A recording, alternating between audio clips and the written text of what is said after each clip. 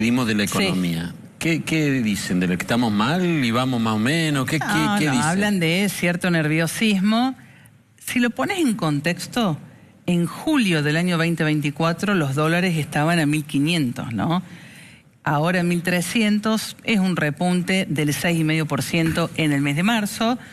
Eso tiene un impacto, ya lo vamos a ver después, en algunos productos, fundamentalmente alimentos, es decir, el plan de gobierno que es ir enfriando la inflación, le representa un problema menor, pero a veces es contradictorio, porque vos tenés gente que dice está atrasado, se mueve, es un problema. Entonces, sí marca un cierto nerviosismo, una especie ahí de test sobre la gestión económica del gobierno, muy contaminada también de la política en el último mes y medio, y a la espera de lo que diga el Fondo Monetario. Vamos a analizarlo con Luis Seco, economista, con nosotros. Hola Luis, ¿cómo te va? Buenas noches. ¿Qué tal? Buenas noches. Buenas noches, gracias por comunicarse conmigo. Bueno, ¿cuál es la lectura tuya? ¿Qué está pasando? Yo creo que se generó toda una expectativa a partir incluso de la misma comunicación oficial, ¿no? Esta idea de que de la mano del acuerdo venía un cambio en el régimen cambiario, es algo largamente anticipado, por decirlo de alguna manera, y ahora se abrió un compás de espera un poco más largo del que se suponía, porque la urgencia con la que se mandó el DNU al Congreso hacía suponer que iba a haber rápidamente una comunicación oficial sobre el monto del acuerdo y lo que implicaba en materia cambiaria, y eso está un poco demorado. Entonces el mercado está en duda de cuándo vendrá el anuncio, en qué consistirá el anuncio, pero como que de alguna manera ya se descuenta que alguna corrección en la política cambiaria y eventualmente en el valor del tipo de cambio va a haber, y eso es un poco lo que estamos viendo todos estos días, ¿no? Pero ¿es libre mercado el que juega o hay presiones de ciertos sectores interesados que operan para que las cosas sean como son? No, yo no creo mucho en esas teorías más de tipo conspirativas. Yo lo que creo es que había un programa económico definido en 2 etapas, que en julio se le agregó una tercera. Las 2 etapas originales hacemos las correcciones más gruesas al principio, después vamos al nuevo régimen cambiario. La segunda etapa, el mismo ministro dijo que era de duración indeterminada y que la tercera etapa significaba la liberación de los controles y un régimen cambiario sustentable en el mediano y largo plazo, y lo que tuvimos es una etapa 2 muy larga, claramente de duración indefinida, hasta que, digamos, empezó a quedar evidente que había un problema con el nivel del tipo de cambio y con los controles cambiarios, y que era muy difícil acumular divisas, los dólares seguían siendo escasos y demás, y que el Banco Central tenía que intervenir en el mercado también paralelo para mantener la brecha bajo control. Entonces, yo diría que todo eso empezó a mostrar el agotamiento de ese diseño de política cambiaria, y el mercado opera en consecuencia, ¿no? Entonces se bajó el crawling, las tasas de interés siguieron siendo atractivas, pero bueno, todo depende de esa corrección que está ahí a futuro. Y como el gobierno, ya te digo, como dije al principio, de alguna manera alimentó esa expectativa de cambio, hoy me parece que puede haber una gran decepción si esa expectativa si no hay delivery, digamos, ¿no? Si esa expectativa no se lleva a concretar. Ahora, ¿usted ve posible, Luis, que el gobierno se anime a una flotación sucia, al menos del dólar? Es decir, dejarlo que se mueva, pero no tanto antes de las elecciones, porque eso le complicaría eventualmente el control de la inflación.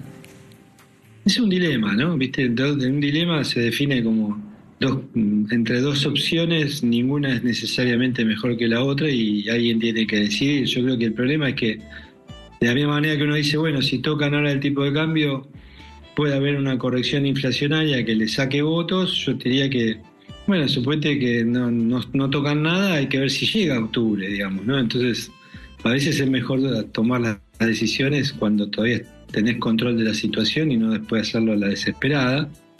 Y me parece que eso es un poco lo que está evaluando el gobierno, en un contexto en el cual el fondo le puso una zanahoria, digamos, un incentivo al gobierno, diciéndole, mirá, si corregís ahora te doy más plata que si lo haces más adelante. O sea, si vas a un régimen cambiario muy distinto al actual, estoy dispuesto a acompañarte mucho más que si seguís con algo parecido a lo que hay hoy. Entonces me parece que hay un incentivo adicional de hacer algo en el corto plazo. Ahora, comparto contigo la duda, digamos, ¿no? O sea, los que estábamos de hace tiempo pregonando la idea de que la política cambiaria era mala, que había que abandonar el cepo cuanto antes, o sea, lo que se llamó el TIM anticepo, decíamos siempre que era cuanto más tardara se iba a ser más difícil, que el mejor momento era antes que después. Y entonces, eso es un poco lo que estás viviendo hoy, y me parece que el que tiene hoy la pelota, la decisión que tomar es el presidente, y bueno, habrá que ver con qué riesgo desea correr. La política económica siempre es elegir qué riesgo querés correr.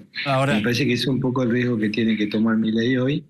Luis, déjame que no son las mejores, ¿no? Déjame que interpreto que el gobierno no tiene muy claro qué hacer. El otro día, Arriazu, que es uno de los economistas cercanos a Milei, decía, no, esto no es que levantar el cepo, liberar el dólar, cuidado, porque... Y lo escuchaba de Pablo el otro día con Del Río en La Nación Más, sí, decir otra cosa distinta de Pablo, que es otro de los economistas que consulta a Milei, que almuerza con el presidente o cena con el presidente, que decía, no, hay que dejar flotar, si sobran los dólares en la economía argentina, todo el mundo tiene dólares. Bueno, me da la sensación de que el gobierno no tiene muy claro qué hacer. Yo creo que tiene claro cuáles son las opciones, lo que pasa es que es una decisión difícil, por eso lo plantean también en un dilema, es una decisión difícil optar por una o por otra. Yo creo que el presidente tiene en la cabeza la posibilidad de flotar, tal vez el ministro pretenda ponerle algún margen a esa flotación, y por eso se habló de estas famosas bandas, un piso y un techo a la cotización del dólar. Obviamente al techo el Banco Central vendería dólares, al piso los compraría, pero la decisión de cuál es ese nivel, cuán amplias son las bandas, cuánto estaría dispuesto a defender ese nuevo régimen cambiario, es una decisión que tienen que tomar en conjunto con el presidente. Y me parece que no es que no tengan claro qué hacer, sino que saben que son decisiones complejas y riesgosas, las tienen que poder comunicar muy bien. Yo creo que el gobierno hoy tiene un problema de comunicación, me parece que el valor de la palabra presidencial ha sido un poco dañado, se ha visto desmejorada últimamente, y hay que reconstruir esa credibilidad que es fundamental cuando se toman este tipo de decisiones. Luis, muchas gracias, muy amable. Gracias, Luis. Un placer, hasta pronto. Adiós. Gracias. Bueno, sí, yo a mí cuando dos economistas tan cercanos al gobierno dicen cosas distintas, me da la sensación de que se confiesa cercano al gobierno, pero dice que no es asesor y que no almuerza ni cena con él. Eso es cierto. Eso dice. Pero hay que estar en ese lugar, ¿no? No, por supuesto. Porque una cosa hablar, otra tomar decisiones. Si vos levantás cepo, primero que hay utilidades de las empresas y demás, 7.000 millones de dólares que los van a reclamar. Y tenés 8.000 millones de negativas, ¿no? De reserva.